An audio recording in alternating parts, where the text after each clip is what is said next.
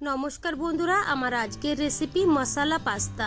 বন্ধুরা, পাস্তা খেতে আমরা কম বেশি সবাই ভালোবাসি, আর সেটা যদি বাড়িতে তৈরি করা হয় খুবই সহজভাবে খেতে কিন্তু ভীষণ ভালো লাগবে, আর বাচ্চাদের টিফিনেও দেওয়া যাবে।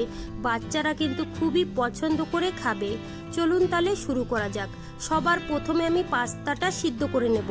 তার জন্য টোপের মধ্যে জল গরম হতে বসিয়ে দিয়েছিলাম। জলটা গরম হয়ে গেছে, তারপরে কিন্তু আমি পাস্তাগুলো ধুয়ে দিয়ে দিয়েছি। যখন একটু জলটা ফুটতে শুরু হবে তখন দিয়ে দিতে হবে সামান্য একটু লবণ, আর দিয়েছি এখানে একটু সাদা তেল। সাদা তেলটা দিলে পাস্তা কিন্তু আর লেগে যাবে না।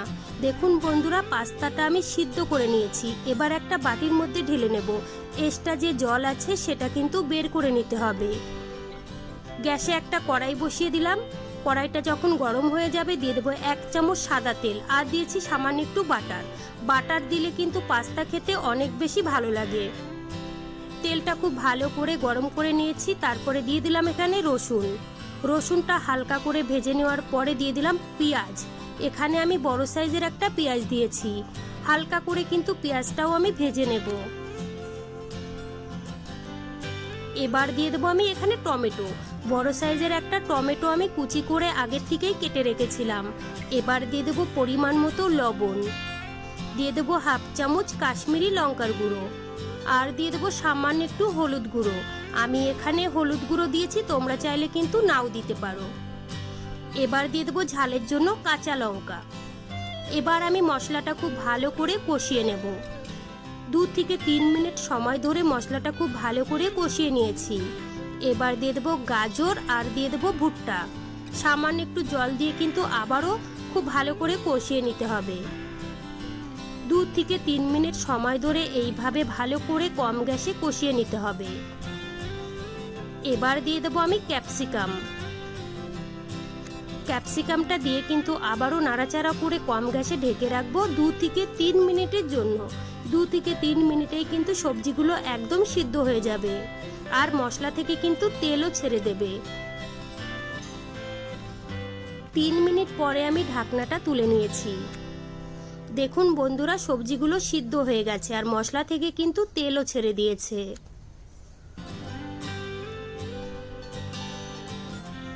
এবার দিয়ে দেবো আমি এখানে 2 চামচ টমেটো সস, আর দিয়ে দেবো একটা পাস্তা মশলা। এখানে আমি 5 টাকা দামের পাস্তা মশলা নিয়েছি। আর দিয়ে দেবো গ্রেট করে চিজ।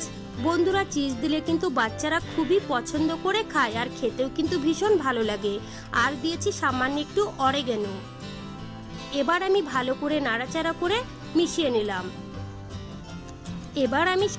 এবার আমি সিদ্ধ করা পাস্তা দিয়ে দেব।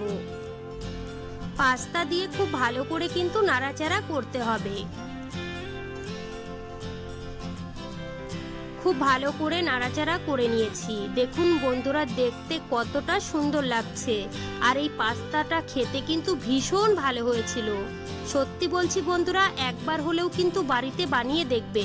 বাড়ির সবাই কিন্তু পছন্দ করে খাবে, আর বাচ্চাদের টিফিনে দিলে তো বাচ্চারা খুবই পছন্দ করে খাবে। পাস্তা আমার হয়ে গেছে। উপর থেকে দিয়ে দেবো একটু ধনেপাতা কুচি। এবার কিন্তু নাড়াচাড়া করে নামিয়ে নিতে হবে। তারপরে একটা প্লেটের মধ্যে আমি নামিয়ে নেব। গরম গরম এই পাস্তা খেতে কিন্তু ভীষণ ভালো লাগবে। এখানে একটা প্লেট নিয়েছি, এবার আমি নামিয়ে নেব। তো বন্ধুরা, আমার রেসিপি কেমন লেগেছে কমেন্ট করে কিন্তু জানাবেন, আর ভালো লাগলে প্লিজ আমাকে সাপোর্ট করবেন। বাড়িতে বানালে কমেন্টে জানাতে ভুলবেন না খেয়ে আপনাদের কেমন লেগেছে। চলুন তাহলে ভিডিওটি আমি এখানেই শেষ করছি। আপনারা সবাই ভালো থাকবেন, সুস্থ থাকবেন। আবারও নিয়ে আসবো নতুন রেসিপি।